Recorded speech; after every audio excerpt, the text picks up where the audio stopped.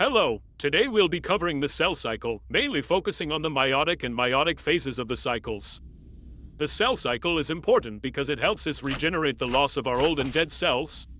Mitosis is the division of body or somatic cells, and meiosis is the division of sexual reproductive cells like sperm and ova or eggs, also called gametes.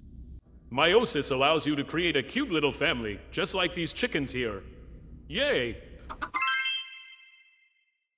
Let's start with the basics. The cell cycle consists of the interphase, which takes up 90%, and the meiotic phase, which takes up 10%.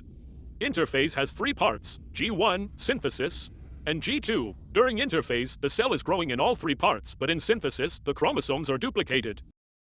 When we start the meiotic process, the diploid cell will have 46 chromosomes. We will produce two cells that also have 46 chromosomes each. When we start the meiotic process, the haploid cell will have 46 chromosomes. We will divide it into two cells that have 23 chromosomes each. Then those two cells will divide to produce four cells that each have 23 chromosomes as well. Let's take a closer look at a chromosome. This chromosome has two sister chromatids and a centromere. A chromosome can be made up of either one or two chromatids, but will only be counted as one unit because chromosomes are counted by their centromeres. Before we go through the phases of mitosis, let's identify the different parts of the cell and the phases that are to be expected. What we are looking at is prophase, the first phase of mitosis. This outside ring is the plasma membrane, and this inside ring is the nuclear envelope. Then there is the meiotic spindle, which has centrosomes and microtubules, and within the nuclear envelope are the two sister chromatids of a chromosome. There are technically four phases of mitosis: prophase, prometaphase, metaphase, anaphase, and telophase. Then there is cytokinesis that finishes up the splitting process. It can start as early as anaphase and as late as telophase. Now that we have covered our bases, we can finally explore the process of mitosis. We have already gone over this whole cycle earlier. Now we're on our way to see prophase.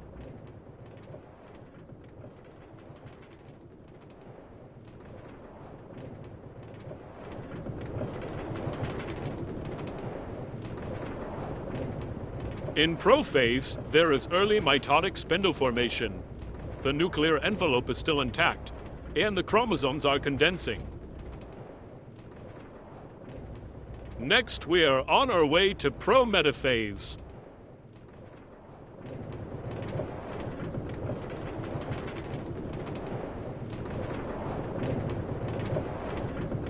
In prometaphase, the nuclear envelope starts to disappear, and the microtubules begin to align the chromosomes along the center of the cell.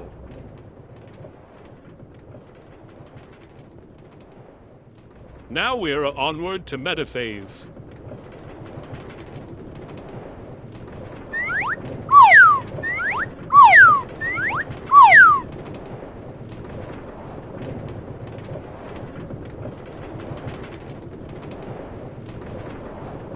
In metaphase, the chromosomes are properly centered along the middle line of the cell by the microtubules. Next is anaphase.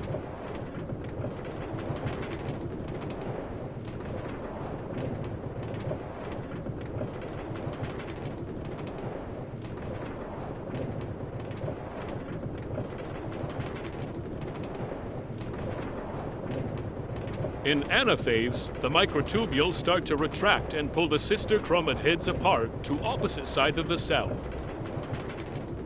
Finally, we have telophase and cytokinesis.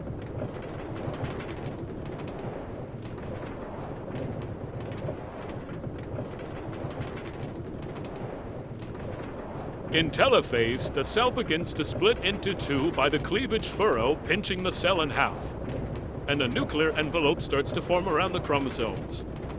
Then cytokinesis splits cytoplasm and cell membrane in two.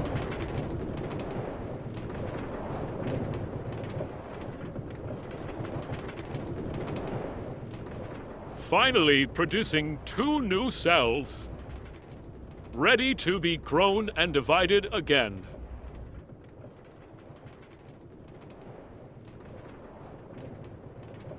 Now on to meiosis.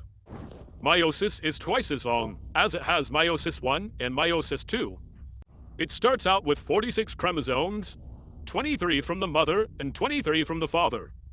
Each set of 23 chromosomes is going to find their homologous pair that has the same allele as them. Their matching chromosome will also be of similar size and shape. This process is called synapsis. Next will be crossing over. All of this occurs in prophase 1 of meiosis 1. This is what makes meiosis uniquely different from mitosis. These homologous chromosomes will keep moving closer together until they're entirely overlapped. This can be seen better in this upright model of the chromosomes. Now the homologous chromosomes will switch genes where they have the same alleles. This creates recombinant chromosomes, or a recombination of genes. These recombined chromosomes are now centered along the middle of the cell through microtubules for metaphase 1 of meiosis 1. In anaphase 1 of meiosis 1, rather than the chromatids being separated, the homologous pairs will be separated. In telophase 1, a cleavage furrow begins to form to separate the two cells. A nuclear envelope also starts to reform around the chromosomes. Once cytokinesis has occurred and the cell has fully split into two, you're left with two cells with 23 recombined chromosomes, each with 2 chromatids per chromosome. This has produced 2 cells, but this is not the final product. There will be further division in meiosis 2. Meiosis 2 has almost the exact same process as mitosis. The only difference is that this process will be taking place in 2 cells, the cells that were produced in meiosis 1. And each cell also only has 23 chromosomes rather than 46. And we are using recombinant chromosomes rather than identical. By the end of meiosis 2, we will have 4 haploid cells, all uniquely different from each other, due to the cells crossing over in the beginning. Our final topic is error in cell division. The cell cycle has multiple checkpoints throughout, which check for any errors or mutations. The cell then decides whether or not it is favorable to keep on dividing.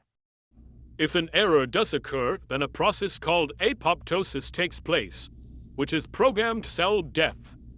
If the cell were to divide with an error, then the cell could turn into a cancerous one through transformation. The cancer cell would be malignant and would need to be treated to go away. There are multiple different cancer treatments available, and some treatments help cure some cancers more than others, as that treatment has been specifically designed to target and treat that specific cancer. The treatments of chemotherapy drug usually work by disrupting DNA synthesis, so that the chromosomes cannot replicate and continue with cell division. Thank you for sticking around to learn about the cell cycle with me. Have a great day.